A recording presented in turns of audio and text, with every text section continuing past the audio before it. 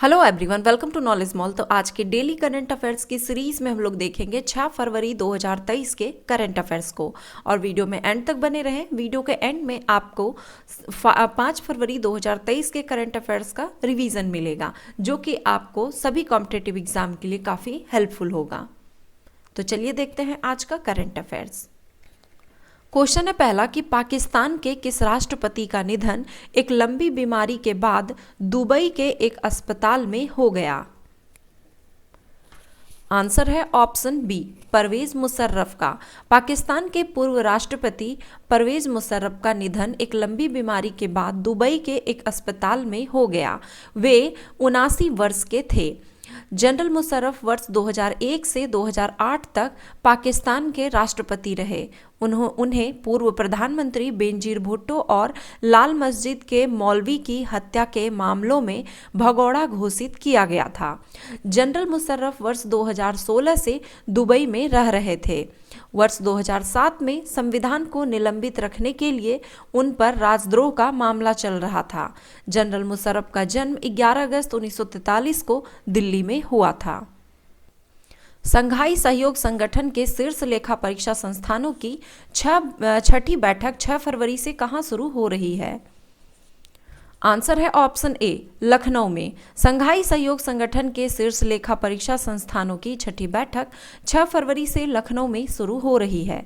भारत के नियंत्रक और महालेखा परीक्षक कैग सीएजी गिरीश चंद्र मुर्मू इसकी मेजबानी करेंगे। इसमें संगठन के 8 सदस्य देशों के शिष्टमंडल के साथ साथ भारत, कजाकिस्तान, तजाकिस्तान, किर्गिस्तान और उज्बेकिस्तान के लेखा परीक्षा प्रमुख भाग लेंगे।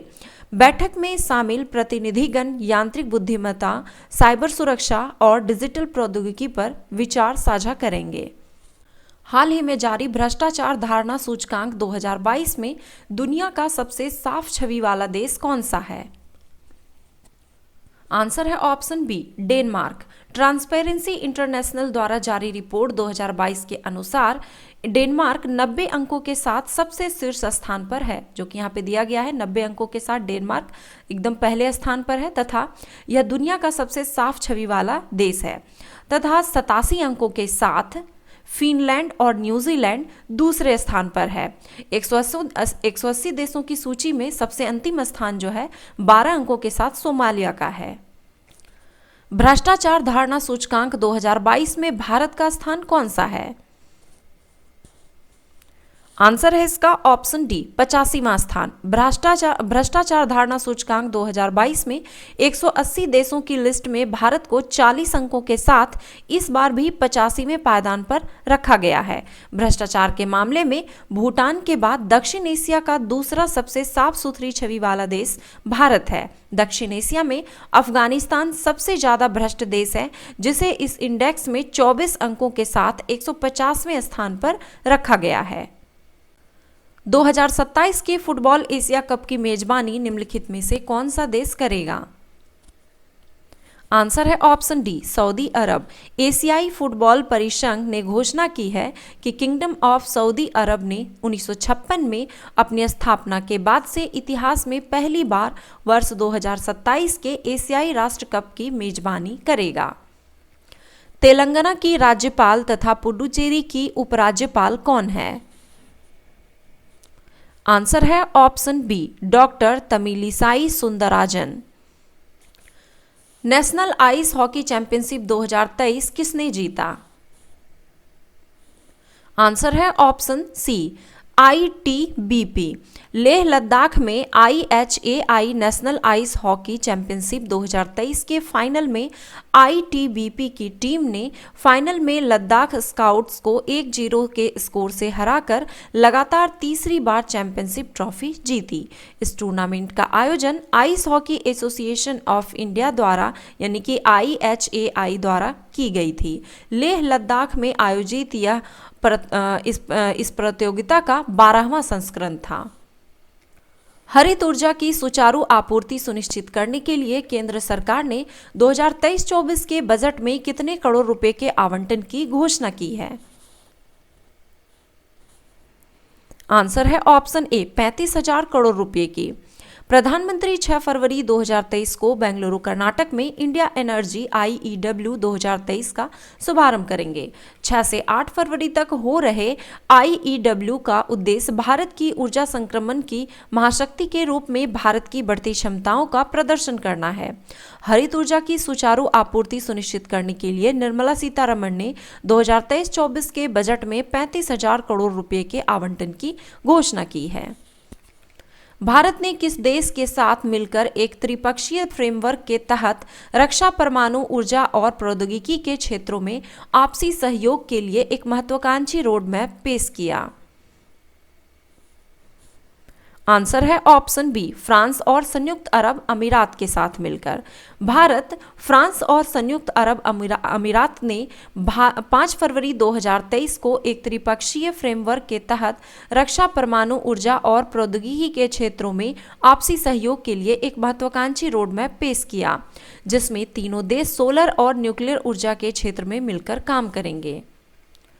भारतीय रेल निम्नलिखित में से किस योजना के तहत भारत गौरव डिलक्स एसी टूरिस्ट ट्रेन का परिचालन शुरू कर रही है? आंसर है ऑप्शन सी, एक भारत श्रेष्ठ भारत के तहत।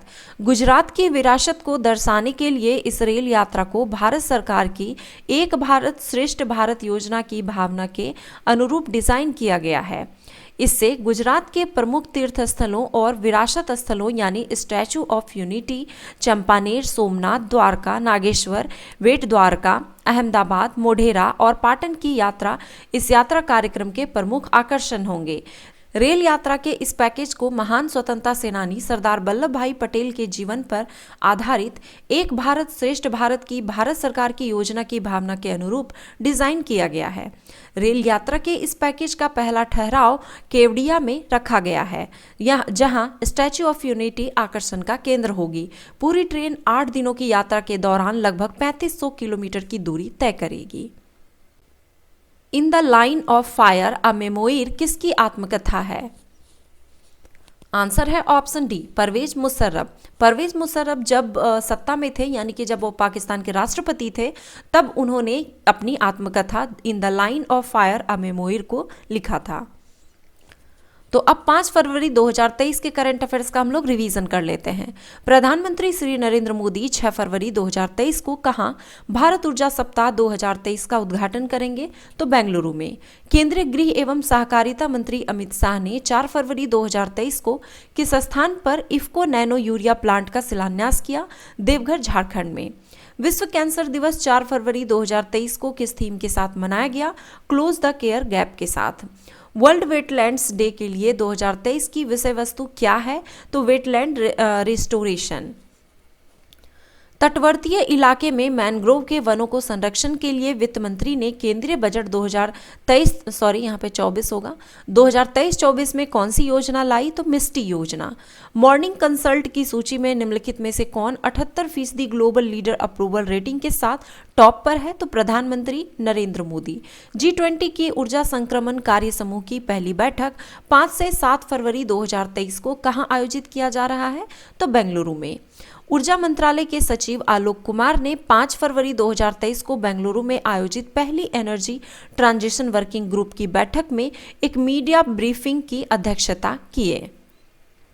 उपराष्ट्रपति जगदीप धनखड़ ने कहां 36वें सूरजकुंड अंतर्राष्ट्रीय शिल्प मेला 2023 का उद्घाटन किया? तो हरियाणा के फरीदाबाद में।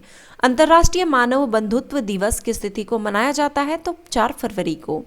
अंतर्राष्ट्रीय सौर गठबंधन का महानिदेशक वर्तमान में कौन है? तो डॉक्टर अजय माथुर।